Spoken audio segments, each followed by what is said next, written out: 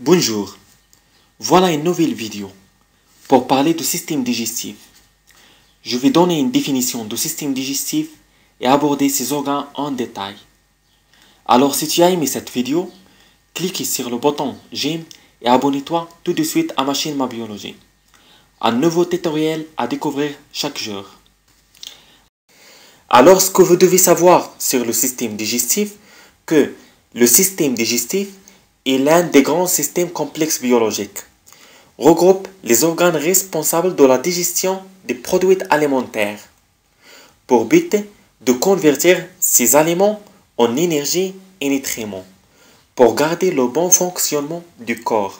Je répète, le système digestif est l'un des grands systèmes complexes biologiques.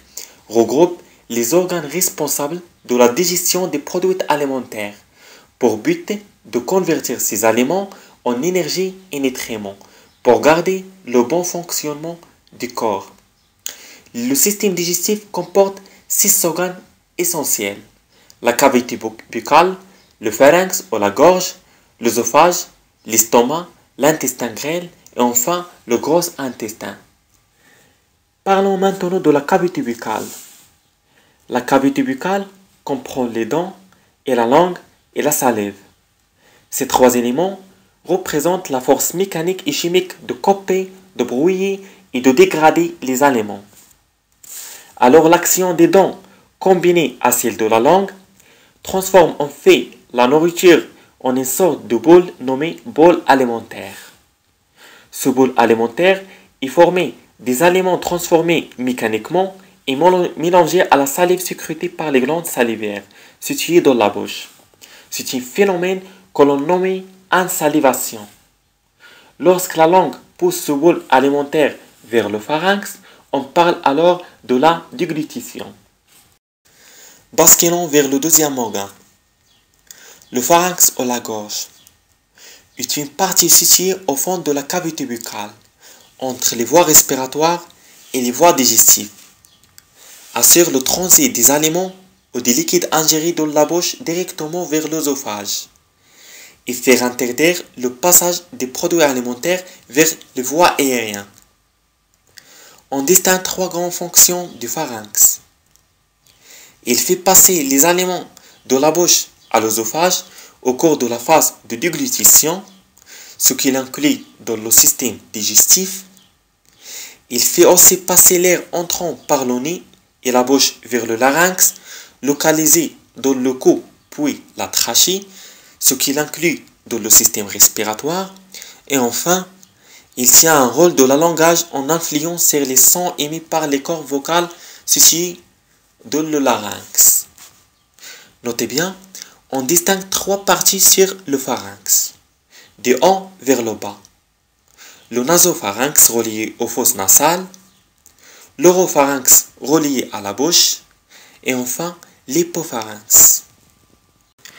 Le troisième organe, c'est l'œsophage. Et qui dit l'œsophage, dit un conduit intrathoracique, tubulaire, musculaire et élastique, reliant le pharynx à l'estomac et assure le transport des aliments entre ces deux organes digestifs. L'œsophage est composé de 4 couches: la mycose, la sous-mycose, la masculose et l'adventice fibreuse. La mycose, c'est un épithélium pavimenteux contenant les glandes à muqueuses, non équipées pour résister au réflexe acide du contenant gastrique. La sous-mycose, c'est un tissu conjonctif riche en vaisseaux sanguins et lymphatiques, fibres nerveuses et fibres élastiques. Concernant la musculose, c'est une couche circulaire plus une couche longitudinale, chargée de mélanger et propulser les aliments dans le type digestif. Et enfin, l'adventice fibreuse, c'est un tissu conjonctif fibreux. Parlons maintenant de l'estomac. L'estomac, c'est un organe musculaire du système digestif, sous forme de poche, lié à l'œsophage par le cardia et au duodénum par le pylore. Assure le stockage, la mélange et la transformation des aliments afin de les rendre acceptables par l'intestin grêle et le gros intestin. La fonction de digestion par élaboration du sac gastrique se fait en 3 étapes. La sécrétion d'acide chlorhydrique par les cellules bordantes grâce à une pompe à protons. Cette sécrétion est stimulée par l'histamine, par l'acétylcholine et peut être freinée par des antihistaminiques. La sécrétion de pepsinogènes par les cellules principales qui se transforment en pepsine et qui dit pepsine dit un enzyme des premières phases de digestion. Et enfin, la sécrétion de facteurs intrinsèques par les cellules bordantes. C'est une protéine de transport de la vitamine B12 fixée et absorbée au niveau de la partie distale de l'ilion. Le 5e organe, c'est l'intestin grêle. L'intestin grêle est un tube musculaire replié plusieurs fois sur lui-même. Représente le principal organe de la digestion. Il mesure environ 6 mètres de longueur et se divise en plusieurs parties. Le duodénum, suivi de 2 segments mobiles. Le jejunum, puis l'ilion. Le duodénum, c'est le lieu de la digestion des aliments. Et le jejunum et l'ilion, c'est le lieu d'absorption des aliments. Alors l'intestin grêle est responsable de la fin de la digestion et de l'absorption des produits alimentaires, utilisable dans le système lymphatique et la circulation sanguine. Le dernier organe, c'est le gros intestin. Le gros intestin, appelé aussi le côlon, c'est la dernière partie du système digestif, lié à l'intestin grêle au niveau de l'ilion et s'étend jusqu'à l'anus. Le gros intestin est constitué de différents segments. Le cassium, situé dans la partie droite de l'abdomen, est le segment initial du gros intestin dans le prolongement de l'ilion, et qui dit l'ilion dit une dernière partie de l'intestin grêle. Le cassium possède un prolongement atrophique connu sous le nom d'appendice vermiculaire. Le côlon ascendant part du cassium et remonte verticalement jusqu'à l'angle colique droite, et le côlon transverse passe de l'angle colique droite, se prolonge horizontalement vers la face latérale gauche de l'abdomen et s'achève sur l'angle colique gauche. Le côlon descendant part de l'angle colique gauche et descend verticalement jusqu'à le côlon sigmoïde. Le côlon sigmoïde est situé entre le côlon descendant et le rectum. Le rectum redescend et débouche sur l'anus. Alors, je vais répéter les informations les plus importantes. On a dit que le système digestif, c'est un système complexe biologique responsable de la digestion des produits alimentaires pour but de convertir ces aliments en énergie et nutriments pour garder le bon fonctionnement du corps. On a dit que le système digestif comporte 6 organes essentiels: la cavité buccale, le pharynx ou la gorge, l'œsophage, l'estomac, l'intestin grêle et le gros intestin. La cavité buccale comprenant les dents et la langue et la salive, ces 3 éléments représentent la force mécanique et chimique de couper, de brouiller et de dégrader les aliments. Alors que le pharynx est une partie située au fond de la cavité buccale entre les voies respiratoires et les voies digestives, assure le transit des aliments ou des liquides ingérés de la bouche directement vers l'œsophage et faire interdire le passage des produits alimentaires vers les voies aériennes.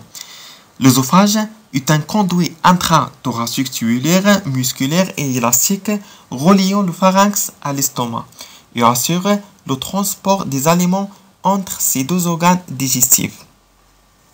L'estomac, c'est un organe musculaire du système digestif sous forme de poche lié à l'œsophage.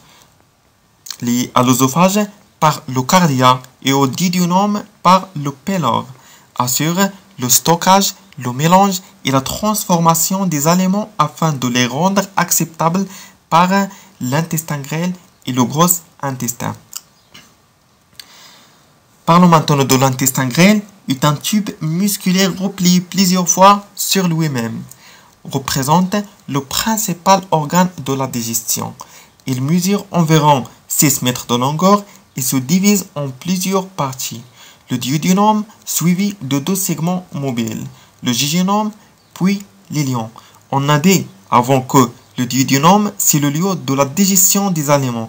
Par contre, le jejunum et l'ion, c'est le lieu d'absorption des aliments.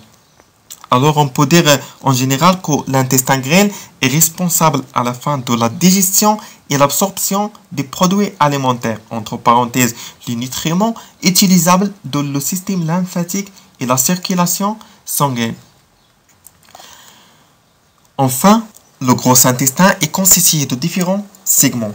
Le cassium, le côlon ascendant, le côlon transverse, le côlon descendant, le côlon sigmoïde et enfin le rectum qui descend et débouche sur l'anus.